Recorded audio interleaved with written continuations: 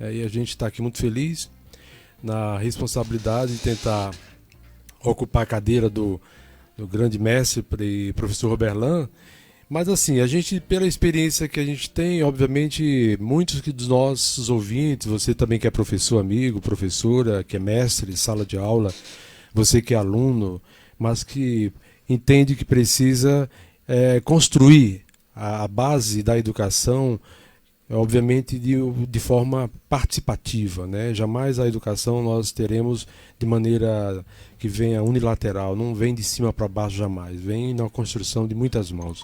Estamos aqui e obrigado a todos os ouvintes, a nosso controlador Mosley aqui, né? E a todos que estão realmente do outro lado.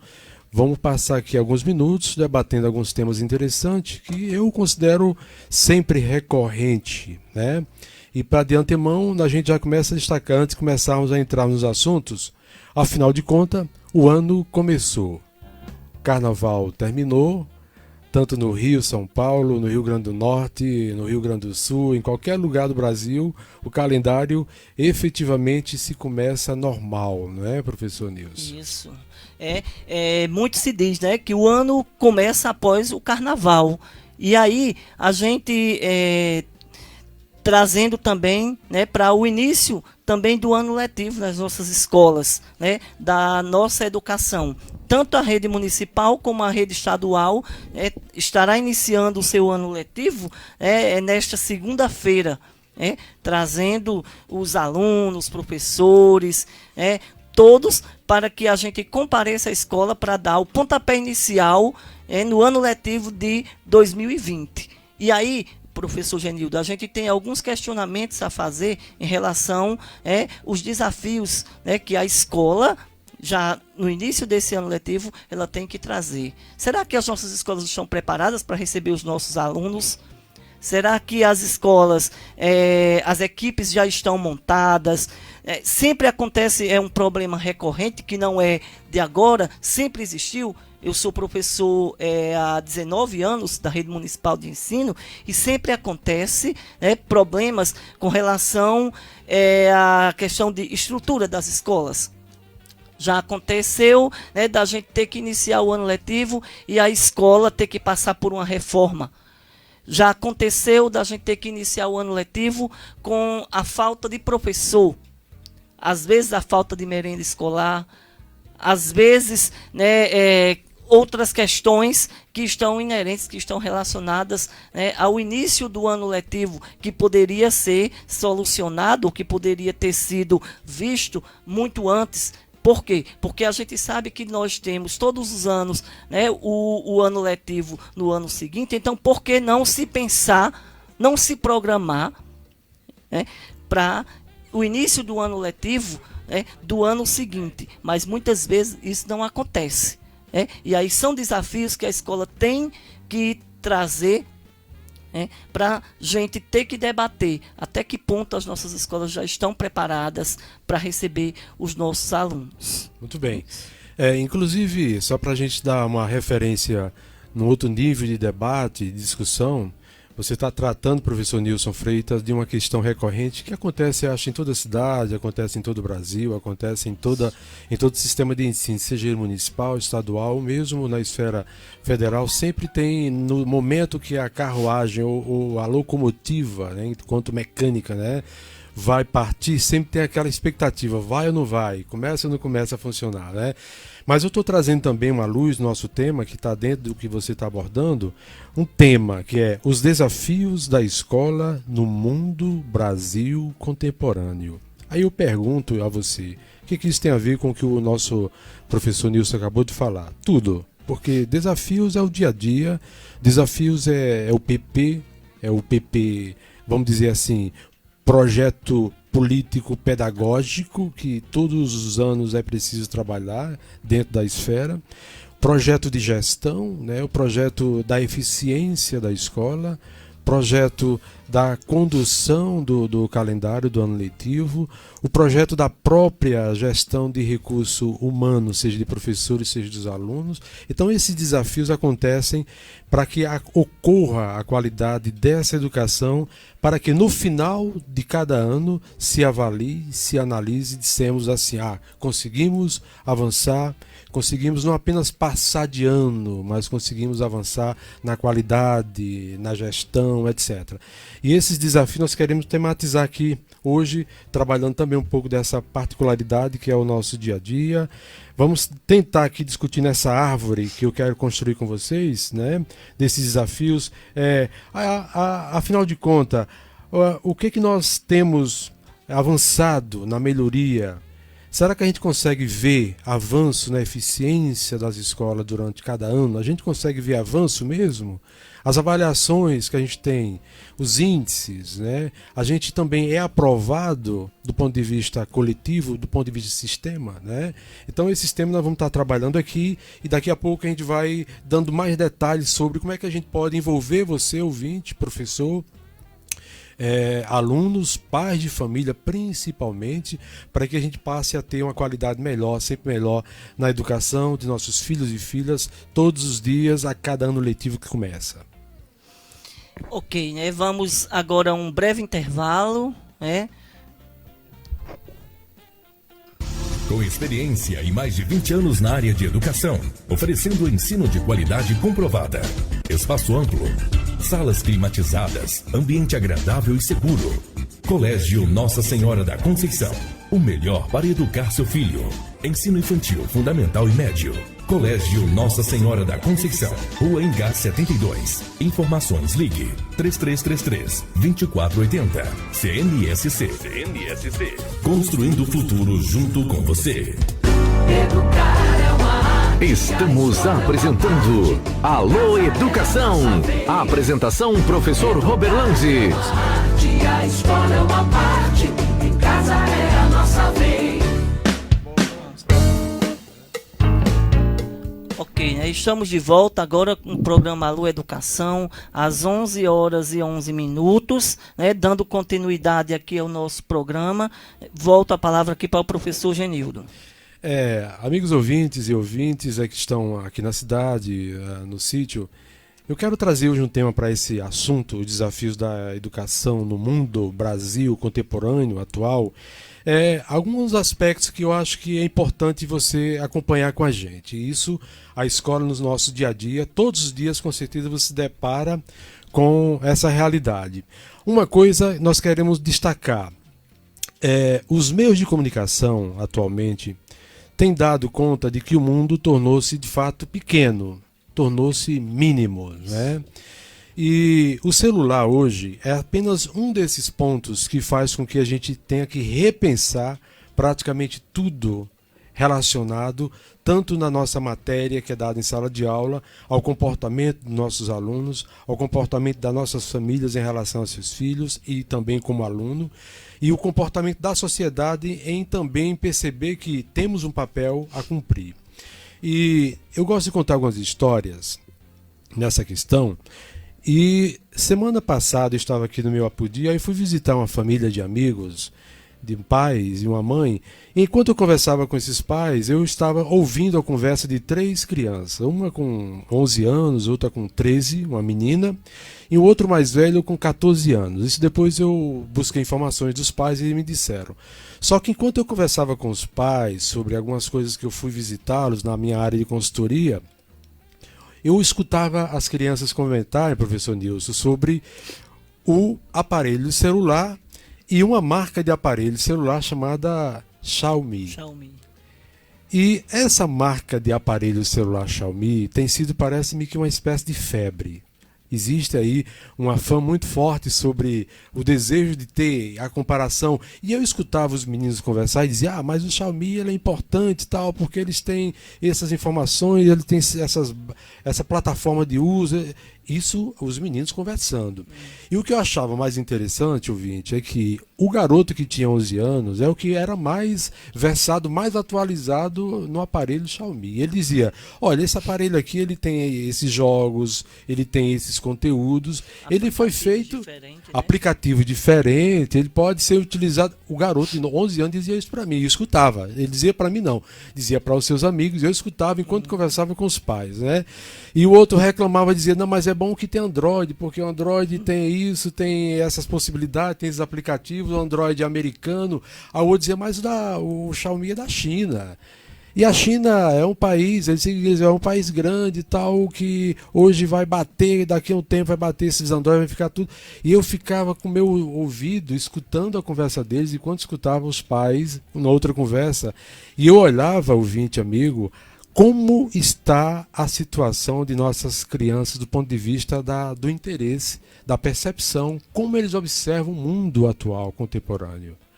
Como nossos filhos hoje conseguem digerir um equipamento como esse, um celular, e tem informações lá do mundo todo que você, às vezes, nós pais não temos acesso ainda. E eles já conseguem simplesmente mexer e dizer como aquilo está acontecendo.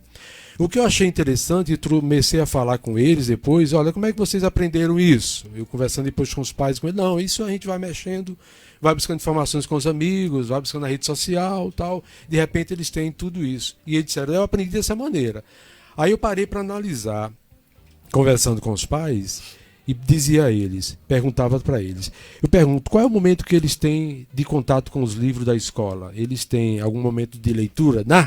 Alguns diziam assim, eles não querem nem saber do livro da escola, mas eles recebem os livros, sim, estão todos guardados, todos lá em cima e tal. Mas como é que eles recebem o livro e não tem esse mesmo encantamento como tem pelo celular? Perguntava, olha, mas aí o problema deles, tal, não sei o quê.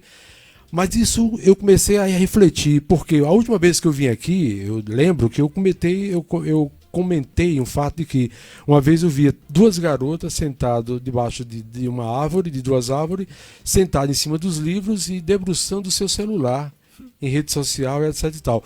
E aí nós temos um desafio contemporâneo, porque a evolução do meio de comunicação tornou-se uma coisa tão gigantesca, tão desafiadora mesmo para nós, tudo, pais, professores, que nós não sabemos como lidar com isso, aparentemente. Né? Nós temos hoje os meios de comunicação chegando com propaganda. Você tem hoje, qualquer família hoje, você tem um aparelho do último tipo de celular, com acesso às coisas mais incríveis do mundo. Você pode rodar na China, na Europa, na Austrália, na Oceania, Estados Unidos, no aparelho de celular. Quer dizer, o mundo tornou-se minúsculo, pequeno demais. E essas crianças têm acesso, e têm interesse, e têm, vamos dizer assim, magia em desfrutar de um aparelho de celular, de tudo aquilo que ele propõe, mas ao mesmo tempo elas não têm esse apego pelo livro, pela proposta da educação, pela tarefa de casa, pelos deveres que são necessários a ser feitos em casa. Às vezes nem fazem pelo livro. E tem outro fato mais grave, é que às vezes eles preferem ir diretamente no celular do que pesquisar no livro. Isso é fato. Em Mossoró estava visitando também um grupo de amigos. Aí uma estudante que eu também dou aula lá dizia, você tem os livros? Eu perguntava para ela, recebi todos os livros, mas o professor mesmo, segundo ela, mandava pesquisar diretamente no celular. Então, a gente tem hoje enorme desafio pela frente. A educação brasileira, ela tornou-se algo completamente em transição. A gente não sabe se a gente dá o tiro de misericórdia nela para dizer que morra de vez e ressuscite de outra forma, ou de que maneira essa nova educação deverá aparecer. Que, aliás, professores e amigos, é um desafio para todos nós construirmos. Pais, os alunos, comunidade escolar, sistemas, né? E esses desafios acontecem diariamente, porque como o professor Nilson começou a falar há pouco, olha, daqui a pouco começa o ano. Como é que estão os livros? Como é que está a biblioteca? Como é que está o corpo docente? Os mestres estão lá? Vai ser levado tudo no improviso? Os alunos estão interessados realmente, estão focados realmente? Como é que isso acontece? Agora, se a gente vai para outros países, que é um outro tema que a gente pode abordar aqui, a gente vê uma pegada diferenciada em relação à questão da educação. E aí daqui a pouco a gente pode até discutir como é que a gente pode melhorar isso, né, professor Nilson? Sua opinião sobre essa questão. Professor Genildo, é um grande desafio hoje do professor é fazer com que o aluno ele realmente também se concentre na aula.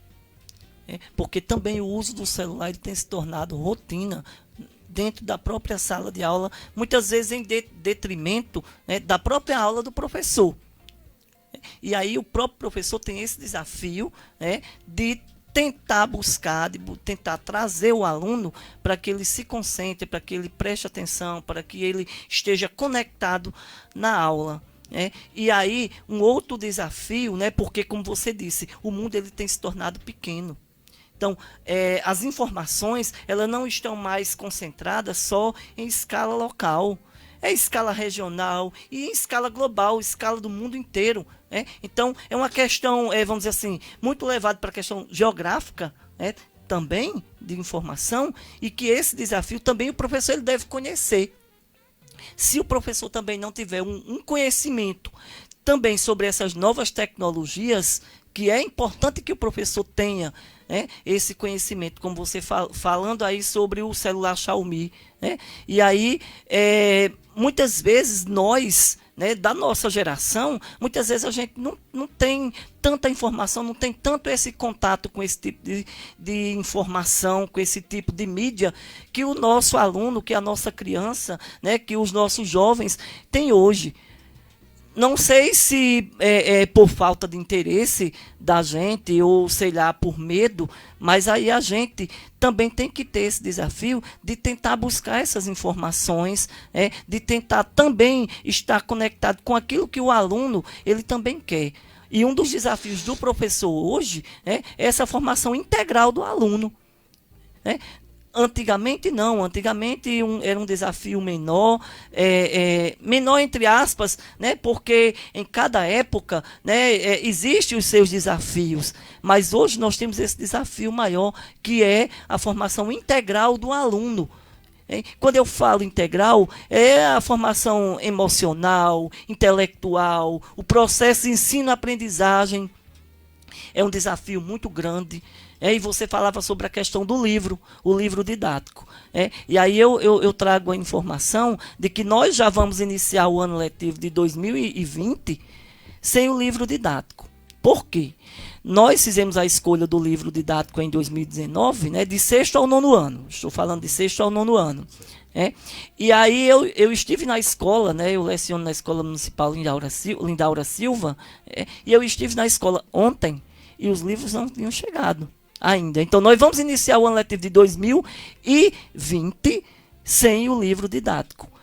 Durante esses 19 anos que eu estou militando na educação, em sala de aula, se eu não me engano, essa é a primeira vez que nós temos esse problema com relação ao livro didático. A gente tinha problemas, mas eram problemas pontuais. Como? Vinha o livro, mas o livro ele sempre vem de acordo com o número de alunos do ano anterior. Então acontece de que às vezes uma turma ela aumenta o número de alunos. E aí às vezes acontecia de faltar 2, 3, 4, 5 livros, mas aí a gente fazia o remanejamento entre outras escolas. Porque aqui na nossa cidade nós fazemos a escolha do livro, todo mundo faz a mesma escolha justamente para não ter esse problema. Sim. Faltou livro em uma escola, então a gente vai na outra e faz a troca. Tá faltando livro do 6º ano, aqui tem do 7º, está sobrando, e a gente faz essa troca, faz essa permuta dos livros. Mas aí a gente já vai ter esse problema. E a gente já sabia que isso ia acontecer e a gente planejou, já planejou situações para que a gente possa ver como a gente vai dar início, porque a gente também não sabe, é uma coisa que vem do Ministério da Educação, não é culpa do município, não é culpa do Estado, é questão do Ministério do próprio MEC, do PNLD, que eles é quem enviam. Então, uma coisa que, ao meu ver, assim, nunca tinha acontecido. Mas também temos um desafio. Por quê? Porque esse mesmo livro, e aí poderia ser uma sugestão, o problema é que na escola também a gente não tem internet disponível para todo mundo. Mas existe o livro digital, que você pode baixar, né, no celular, você pode baixar no computador, e o aluno poderia ter esse acompanhamento. Eu não sei se até, como ele gosta muito de usar o celular, seria uma forma de atrair ele para que ele pudesse realmente buscar o livro e a gente trabalhar com esse livro. Mas são desafios que vão acontecendo no dia a dia, e que o professor ele tem que estar preparado para isso. Olha, é isso aí, professor. Olha, já são 11h22, 11h23, nós vamos a um rápido intervalo e daqui a pouco nós voltamos nesse mesmo assunto. O que é uma escola contemporânea? Qual o papel da escola na sociedade contemporânea? São os temas que nós vamos abordar, que vai justamente falar do papel do professor, a situação do professor, a situação do sistema, da estrutura, as carências que estão realmente para serem contempladas para que a educação flua de maneira eficiente. Com experiência e mais de 20 anos na área de educação, oferecendo ensino de qualidade comprovada. Espaço amplo, salas climatizadas, ambiente agradável e seguro. Colégio Nossa Senhora da Conceição, o melhor para educar seu filho. Ensino infantil, fundamental e médio.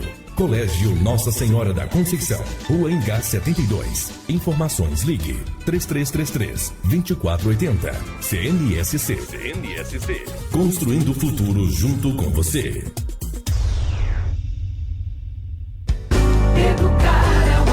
Estamos apresentando Alô Educação. A apresentação professor Roberlandi. A escola é uma parte, em casa é a nossa vez.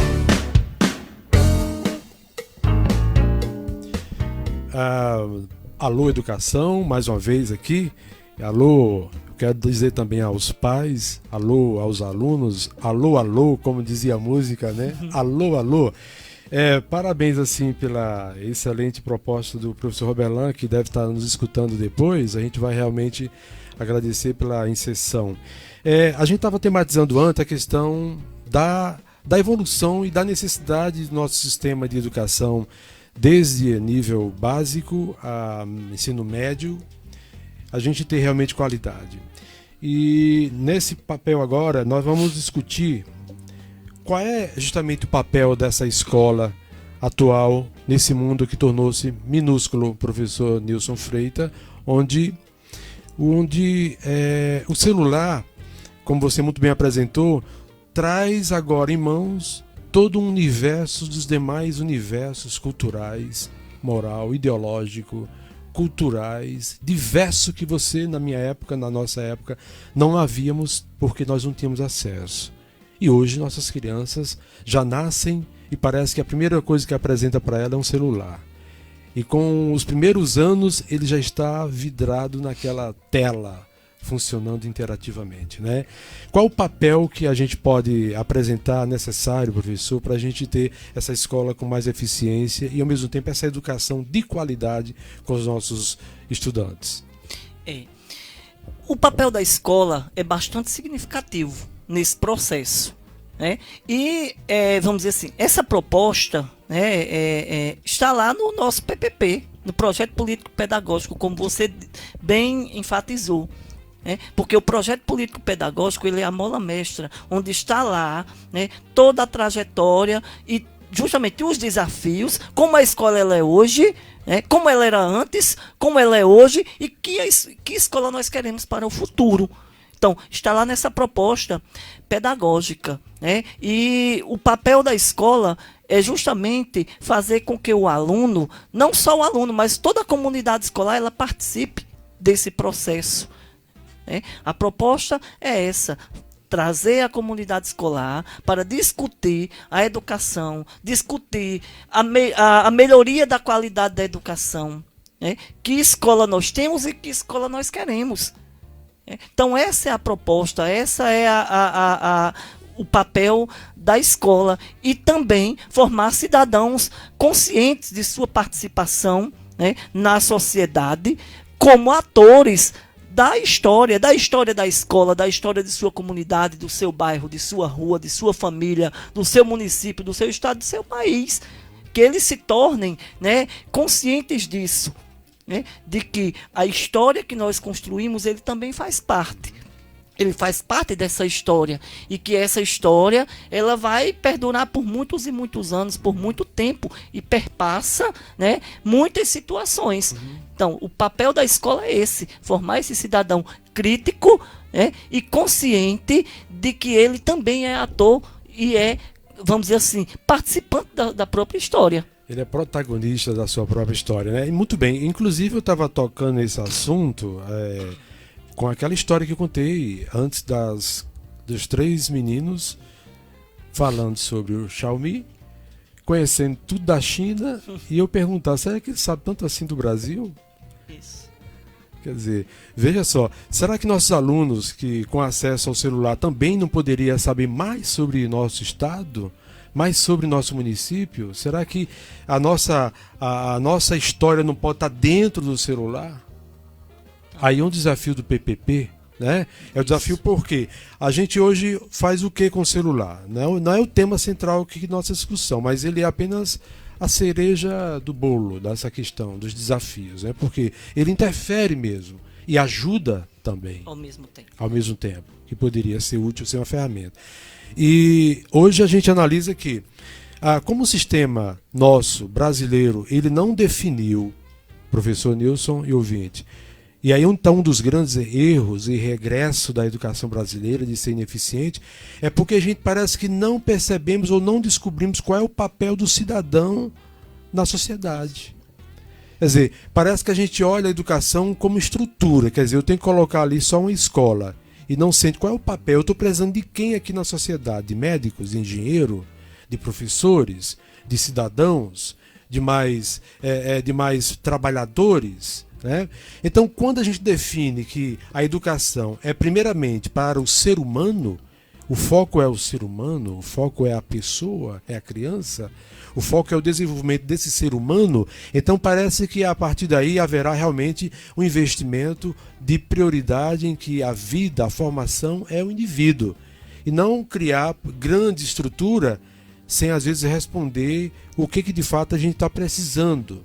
E aí é um tema interessante que a gente pode discutir em outras situações, muitos modelos de educação apareceram no Brasil ao longo, depois que o Brasil tornou-se republicano, desde 1892, quando o povo brasileiro passou a se chamar de povo brasileiro, com a primeira Constituição republicana, né?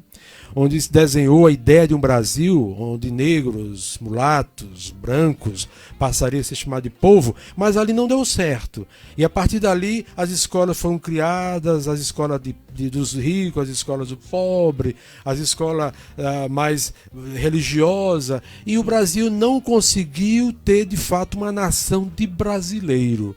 E parece, professor Nilson, que a gente continua com esse mesmo legado. Quer dizer, a escola parece que é de uns e de outros não. O sistema de educação parece que atende a alguns e a outros não. Como é que você vê essa situação do papel dessa escola que não consegue ser eficiente? A gente tem, vamos dizer assim, no decorrer do tempo, né, se a gente for estudar e ver a história da educação, principalmente a história da educação brasileira, né, ela tem passado por muitas mudanças, muitas transformações, mas é como você disse, ainda não conseguimos, vamos dizer assim, abarcar, trazer, formar, né, e conscientizar essas pessoas, né, de que a escola ela tem um papel preponderante e que a escola é para todos. Né? E que a escola ela não é uma questão de, vamos dizer assim, paredes, muros, que divide uma coisa de outra, que divide a sociedade e que muitas vezes ela, às vezes até segrega. Né? Segrega. E aí, embora nos últimos anos, né, a gente tenha tido políticas públicas, né, que venham, vamos dizer assim, de certa forma, melhorar essa qualidade e fazer com que a escola ela tenha um papel importante nessa questão de trazer, né, de buscar, né, congregar todos esses atores, todos esses seres, mas ainda falta, ainda precisa que a gente melhore, né, e que a gente pense realmente que a escola ela é uma escola que é para todos, que ela não pode dividir, né, que ela não pode ter uma escola de rico, uma escola de pobre, uma escola de negro, né, uma escola de deficiente, Porque, embora a gente tenha hoje, né, a questão da inclusão, né, porque hoje é obrigação, é obrigatório, né, a escola incluir o aluno, mas aí fica a interrogação, até que ponto existe essa inclusão? A inclusão é somente trazer o aluno para a escola e colocar ele lá na sala de aula e ele não fazer nada porque ele é deficiente? Não. Inclusão vai muito além disso, né? Inclusão faz com, quando você traz o aluno para que ele também vivencie situações, claro, de acordo com suas limitações, porque o aluno deficiente ele tem limitações, ele não pode. Uma das coisas, Genildo, que eu tenho percebido muitas vezes entre nós mesmos, professores, em sala de aula, muitas vezes nós tratamos o aluno como igual. E nós não podemos fazer isso.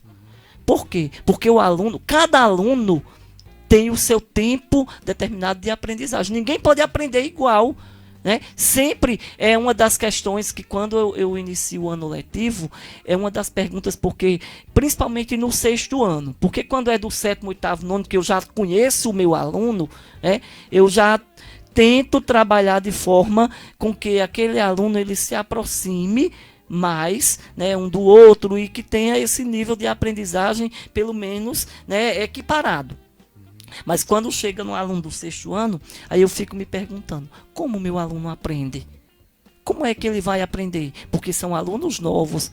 Eu também sou um professor novo para ele. Outro desafio do aluno é que o aluno, quando ele vem do 5º ano, ele só tem apenas um professor, às vezes 2 no máximo, né? E quando ele chega no 6º ano, ele tem 5, 6. E para que esse aluno tenha essa adaptação, ele se adapte. Eu já vi colegas meus, às vezes até dizer assim, quando a gente chega no final, está chegando no 3º, 4º bimestre, a gente sempre vai discutir sobre os alunos.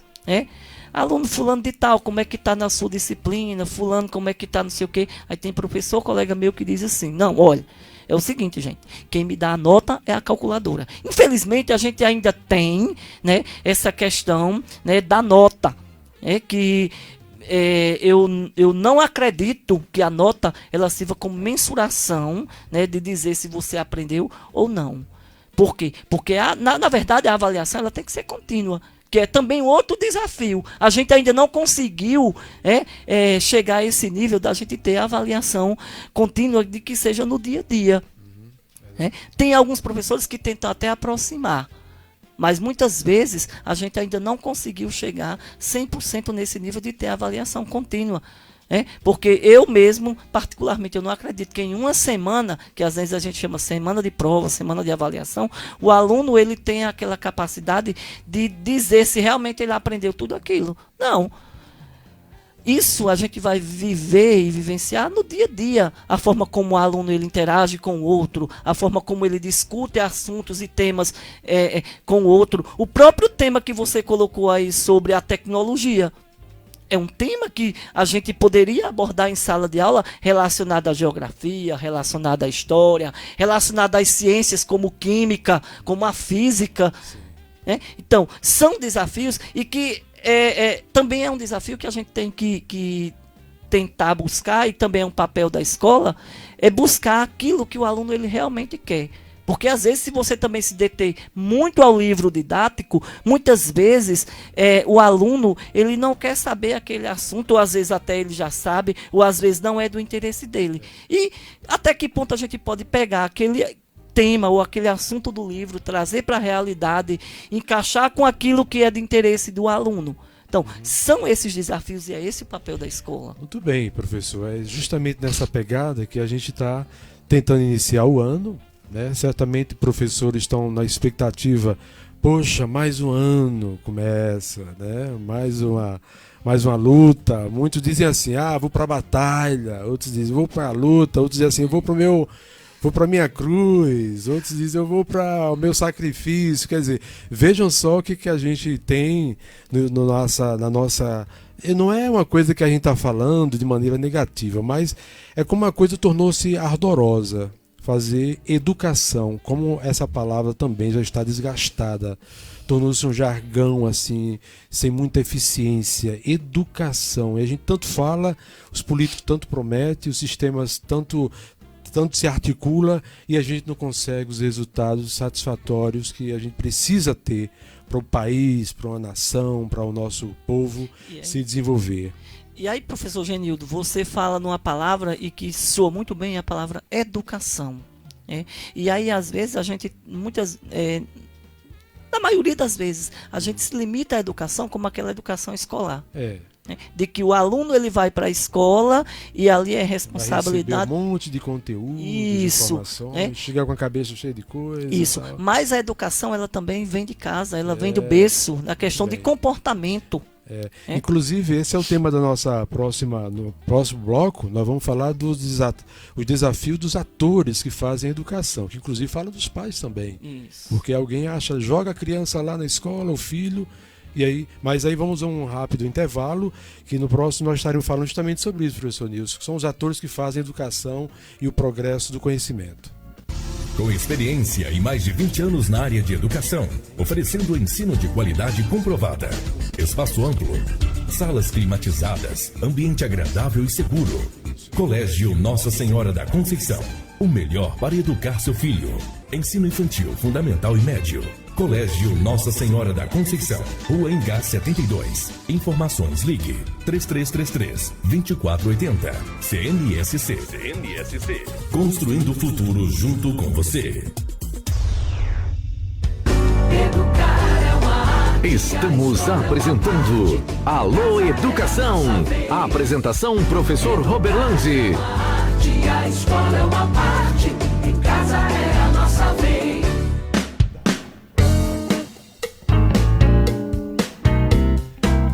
Muito bem, nesse bloco nós agora queremos falar mais ainda sobre a questão dos desafios da educação no ano de 2020. E aí nós estamos já até preparando com o professor Roberlan já a próxima abordagem, que será, porque próximo 31 de dezembro, professor Nilson Freitas, o Fundeb deixará de ter a sua validade, né? Aí já estão pensando em outros sistemas, noutras formas, noutros formatos, novos modelos. E essa história a gente já tem, puxa vida, mais um novo modelo. Como é que virá? Mas isso é um tema para o próximo Alô Educação, quem sabe do próximo sábado, para a gente estar aqui discutindo em mesa redonda, abordando as experiências que foram bem-sucedidas, se não foi. Já começamos a avaliar isso aí, né? Mas agora a gente vem falar sobre os desafios que atores compõem a educação, fazem para que a educação aconteça em nossas escolas, né? E eu quero destacar mais uma vez a experiência, como eu sou estudante ainda, eu faço especializações nessa área, e estudando sobre os países que decidiram investir no conhecimento, na educação, colocando o ser humano como centro, melhoraram radicalmente a solução da violência, da evolução tecnológica, do avanço da melhoria da qualidade de vida, porque conhecimento é qualidade de vida. E aí, para citar um pouco da história, eu posso citar mais uma vez aqui a história da China. E o velho celular, e a velha plataforma, o velho Xiaomi que eu estava falando há pouco tempo.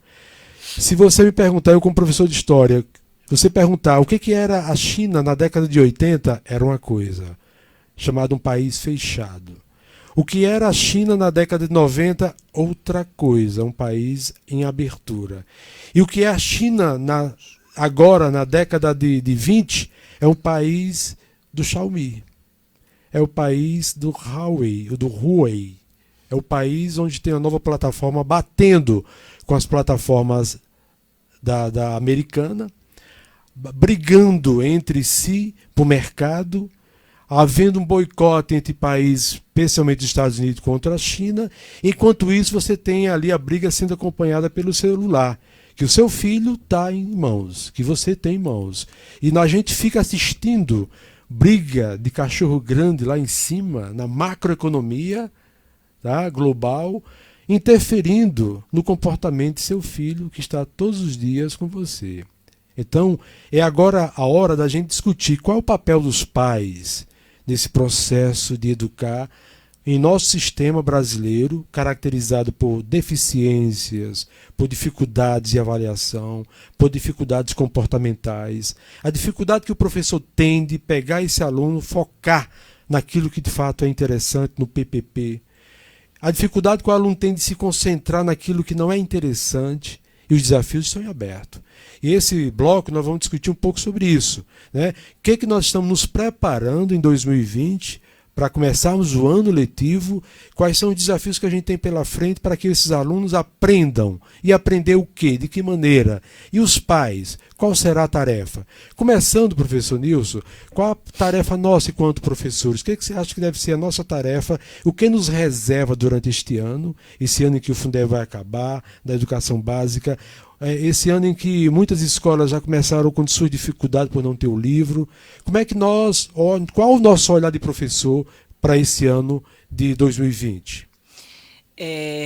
A gente vê, né, inclusive a gente discute muito, né, principalmente sobre essa questão do Fundeb que você falou, né, e a gente vê essas problemáticas que vêm acontecendo com a educação com muita preocupação. Né? E aí nós, professores, temos esse desafio e temos esse papel de receber o nosso aluno, de tratá-lo bem, né? De conhecer a sua história de vida. Muitas vezes a gente até discute e diz assim, né? Que inclusive é uma das profissões que deveria ser mais bem valorizadas, mais bem pagas. Né? Por quê? Porque nós exercemos múltiplos papéis. Exercemos papel de professor, que é ensinar, que é transmitir o conhecimento, fazer com que o aluno receba, fazer com que compreender como é o processo de aprendizagem desse aluno. E aí também nós muitas vezes fazemos o papel de pai, fazemos o papel de psicólogo, até às vezes papel de médico. Verdade. Porque às vezes nós temos, né, esses problemas que acontecem. Né? Então, vamos dizer assim, nós somos praticamente tudo na escola. Né? E aí o pai ele tem esse papel preponderante, bastante importante, de trazer o seu filho e também acompanhar, né, o desenvolvimento do seu filho, a aprendizagem, via escola, saber como o seu filho está. Né. A gente tem, principalmente do 6º ao 9º ano, nós temos o nosso dia, que é o dia que a gente chama de pedagógico, né, que é o dia do nosso planejamento, né, no município. Nós temos esse dia, e na escola onde eu trabalho, cada professor, né, são 2 professores por dia, na segunda são 2, na terça 4. Então, é um momento em que a gente, além da gente planejar, é um momento também da gente receber os pais, convidar os pais para conversar sobre a situação dos seus filhos. Né? E aí, Genildo, a gente fica assim, porque a gente vê muitas histórias, né, de pais que muitas vezes a gente tem percebido que muitas vezes não tem mais domínio sobre os seus filhos. E chega para o professor, a gente comenta, olha, o comportamento está assim, a situação do seu filho está assim, dificilmente ele tem como acompanhar, dificilmente ele vai passar, né, para o próximo ano. E aí o pai olha para a gente e diz assim, meu filho, eu não tenho mais o que fazer. E aí eu olho para o pai e digo assim, ora, o senhor, a senhora que é pai, que é o responsável, não tem o que fazer. Como é que eu, enquanto professor que passo o mínimo de hora com seu aluno aqui na escola, porque como é principalmente aluno de 6º ao 9º ano, no máximo eu passo 1 hora, 2 horas com esse aluno em sala de aula. Então, ele passa a maior parte das horas em casa. Então, o pai é quem deve saber do comportamento do filho. O pai é quem deve conduzir o filho e dizer o que ele tem, orientar, instruir esse filho para que ele seja alguma coisa no futuro, para que ele pense, para que ele tenha um projeto de vida. Que é também um desafio que a gente tem que colocar na mente dos nossos alunos e também dos pais. É que o seu filho, que o aluno, ele tem que ter um projeto de vida. Hoje nós vivemos nesse mundo que é um mundo competitivo, um mundo competitivo que eu sempre digo ao meu aluno, olha, infelizmente é assim, se dá bem, infelizmente ou felizmente, mas se dá bem quem estuda, se dá bem quem chega primeiro lá. Então, a gente tem que colocar isso tanto na cabeça dos pais como na cabeça das crianças. E às vezes a gente até cita o próprio exemplo do pai. O pai também cita o próprio exemplo dele. Olha, não consegui estudar por isso, porque tive que trabalhar, porque tive que fazer isso. Então, a gente tem que acolher e trazer esse aluno e fazer com que ele se sinta bem, e que os pais ele tenham essa participação efetiva dentro da escola, que possa realmente acompanhar o seu filho, o desenvolvimento, o seu processo de aprendizagem. Uma coisa que eu estava, inclusive, ouvinte, no alô especial a todos vocês, obviamente vocês estão com a ausência daquele alô bem direcionado, que só o professor Roberlan conhece, dizer os alô aqui especial para cada ouvinte, com certeza estão com cadeira cativa, mas você que está ouvindo, é um prazer a gente estar aqui debatendo essa temática, porque certamente você se preocupa. Se você está ligado no programa é porque você gosta do tema da educação, porque faz parte de seus anseios, né? E uma coisa importante, professor Nilson Freitas, que nós vamos abordar daqui a pouco, no último bloco, é a construção de uma escola de qualidade, os pontos, né? Quero que você finalize para dizer como é que você vê a qualidade emocional dos nossos mestres, sabe? As carências que também nós, como professores, temos. Como é que a gente vive nesse conflito de, às vezes, não ter estrutura, de, às vezes, não ter a capacidade de fazer uma boa aula participativa que a gente gostaria de ter, que a gente não tem o acesso de mídia suficiente, da gente não ter o próprio livro, de não ter aquelas viagens de saída com os alunos, tá? De não ter uma estrutura que realmente permita você, vamos dizer assim, explorar de si o máximo possível. Mas isso aí nós vamos discutir no próximo intervalo, tá? Daqui a pouquinho, tá bom, Mosley? A gente vai passar mais outro intervalo e a gente já vai finalizar. Com experiência e mais de 20 anos na área de educação, oferecendo ensino de qualidade comprovada. Espaço amplo, salas climatizadas, ambiente agradável e seguro. Colégio Nossa Senhora da Conceição, o melhor para educar seu filho. Ensino infantil, fundamental e médio. Colégio Nossa Senhora da Conceição, Rua Engá 72. Informação 3333-2480. CNSC. Construindo. Estamos apresentando Alô Educação. A apresentação professor Roberlanzi. A escola é uma parte, em casa é a nossa vez. Tá bom, retornando aqui nosso último bloco, e nosso tema que nós vamos agora jogar, que nós estamos discutindo afinal, como construímos, tá? Como será a construção de uma escola de qualidade mesmo, que ajude a avaliar e ajude a gente passar, os nossos alunos passar sabendo, não passar simplesmente porque teve que passar, né? E esse momento é fundamental porque, eu quero dizer, todos os países do mundo, mais uma vez, se teve que ter uma evolução na economia, na sociedade, com a preocupação com o meio ambiente, com a sustentabilidade, preocupação com o respeito, preocupação com o civismo, que é o que se fala muito no Brasil, preocupação com a ética, com a moral. Todos esses países, para mencionar a Coreia em especial, tá? A China nem se fala, a Holanda, a Alemanha principalmente, a Inglaterra. Se eu quiser falar aqui, por exemplo, de vários países, eu poderia dizer a Dinamarca. Aí você está falando coisa muito genérica, sim, mas eles tiveram um dia em situação tão pior como a nossa. Mas eles elegeram a sociedade como foco. Eles elegeram as pessoas, as crianças, dizer, vamos trabalhar em cima da formação desse novo indivíduo, para dar continuidade. E a pergunta, antes de começarmos a tematizar isso aqui, como é que nós gestores olhamos nossas crianças? Como é que você, político, você vereador, você prefeito, você governador, deputado, olha uma pessoa apenas com interesse em voto? Apenas como indivíduo pedindo, apenas como número? Talvez seja essa a forma como nós brasileiros temos olhado nossos cidadãos. E aí você fica olhando depois, olha, aquela pessoa foi criminosa, foi assassinada, envolveu-se com crime porque ele foi predestinado para ser isso. Aí ele morreu porque ele era criminoso. Aí ele foi assassinado porque já tinha envolvimento com crime. Não, o Estado permitiu que isso acontecesse.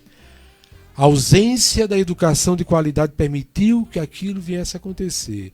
Agora fica muito fácil, você que é da lei, você que é do governo, você que é político, dizer, taxar. Ah, porque era criminoso. Não. Ninguém nasceu predeterminado a ser criminoso. Aí tem uma frase de um grande teórico, Rousseau, que eu gosto muito de citar, que é uma frase que hoje todo mundo está voltando a analisá-la. Ele dizia que o homem nasce bom, a sociedade que o corrompe. Corrompe pela omissão, o Estado corrompe pela falta de estar junto a ele, pela falta de política pública, corrompe uma prefeitura pelo fato de não estar dando as condições de aprendizado, corrompe um Estado pelo fato de não permitir a qualidade de ensino às suas escolas. E é nessa questão que nós queremos trabalhar.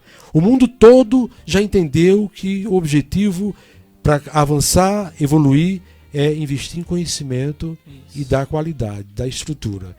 E com essa construção, professor, como é que a gente pode ter aqui no Brasil?